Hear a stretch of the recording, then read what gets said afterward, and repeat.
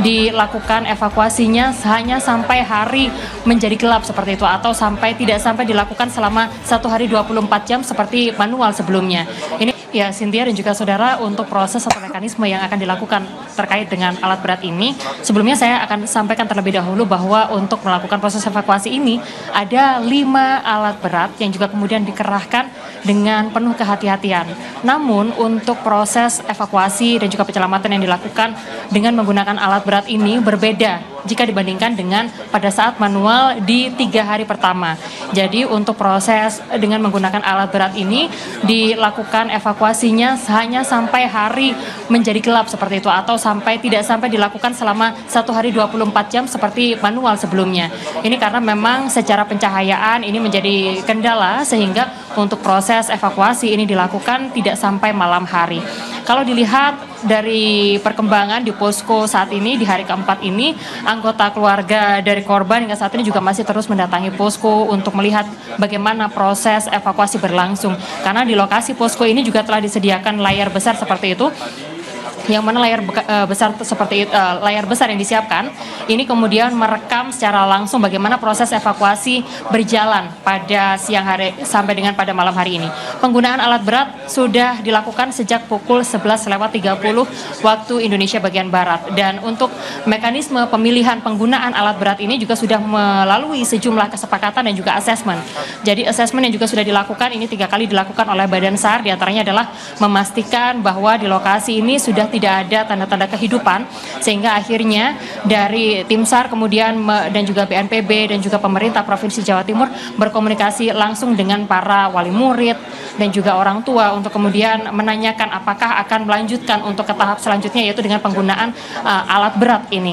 Dan tadi setelah melalui proses pertanyaan tersebut atau pendekatan seperti itu, yang juga kemudian akhirnya disepakati bahwa untuk proses evakuasi ini akan berlanjut dengan menggunakan alat berat.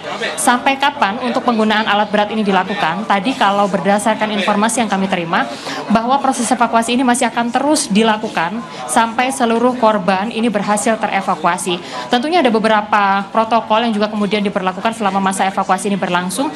Salah satunya adalah karena dikhawatirkan terjadi getaran dan juga berpengaruh terhadap bangunan-bangunan lain yang ada di sekeliling lokasi tempat kejadian perkara. Ini dari pihak baik itu Basarnas dan juga BNPB memberlakukan garis batas seperti itu dan tidak memperbolehkan masyarakat untuk kemudian mendekati baik itu wali murid, orang tua maupun juga masyarakat sekitar untuk mendekati lokasi. Bahkan gedung-gedung bertingkat ini juga kemudian sudah dikosongkan selama masa evakuasi berlangsung sejak pukul 11.30 waktu Indonesia bagian Barat tadi.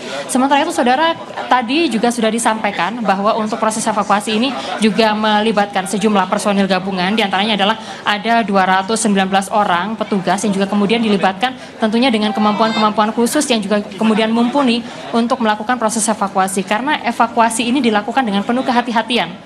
Dan memang hal ini menjadi satu hal atau protap utama karena memang untuk proses evakuasi ini di dalam lokasi bangunan diperkirakan masih ada korban yang juga kemudian terjebak.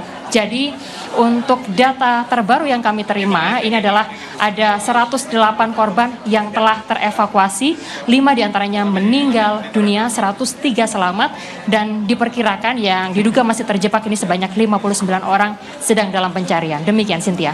Iya, Kika, lalu ada berapa alat berat yang diterjunkan dan targetnya berapa lama untuk mengevakuasi seluruh korban yang memang disebutkan masih ada 59 orang yang hilang? Kalau tadi Anda menanyakan sampai kapan, ini tadi juga sempat kami konfirmasi, adakah target waktu kapan sekiranya untuk proses evakuasi ini akan berlangsung. Dan tadi juga sudah dikonfirmasi oleh Wakil Gubernur Jawa Timur Emil Elistianto Dardak, bahwa untuk proses evakuasi ini karena memang prosesnya juga cukup ada banyak sekali tantangan, sehingga diperlukan kehati-hatian seperti itu. Sehingga tidak ada batas waktu tertentu yang juga kemudian ditetapkan untuk masa atau proses evakuasi ini, karena memang dibutuhkan waktu yang juga kemudian cukup lama, selain juga kemudian memindahkan puing-puing beton yang ada di lokasi kejadian. Ini juga harus dilakukan pemindahan korban seperti itu, sehingga hal ini yang juga menjadi salah satu faktor mengapa untuk proses evakuasi ini meskipun sudah melibatkan 5 alat berat, ini harus berhati-hati. Dan yang juga kemudian saat ini masih kami pantau di lokasi adalah keluarga juga masih terus berdatangan untuk memastikan anggota keluarganya bisa segera teridentifikasi dan terevakuasi. Jadi sampai kapan posko juga masih akan terus ada untuk kemudian melayani baik itu wali murid, orang tua yang hingga saat ini juga masih mencari tahu keberadaan dan juga proses evakuasi dan juga proses identifikasi yang juga kemudian sudah berlangsung. Baru saja Cynthia dan juga saudara datang Menteri Muhaimin Iskandar yang tadi juga memastikan bahwa memang ini menjadi bencana nasional dan juga mendapat perhatian dari Presiden Prabowo Subianto, sehingga untuk penanganannya yang juga menjadi poin utama dari kunjungan hari ini adalah untuk memastikan bahwa untuk pembangunan selanjutnya baik itu pondok pesantren maupun masjid dan juga fasilitas-fasilitas keagamaan lainnya ini sesuai dengan standar. Hal itu yang tadi ditekankan oleh Muhaimin Iskandar.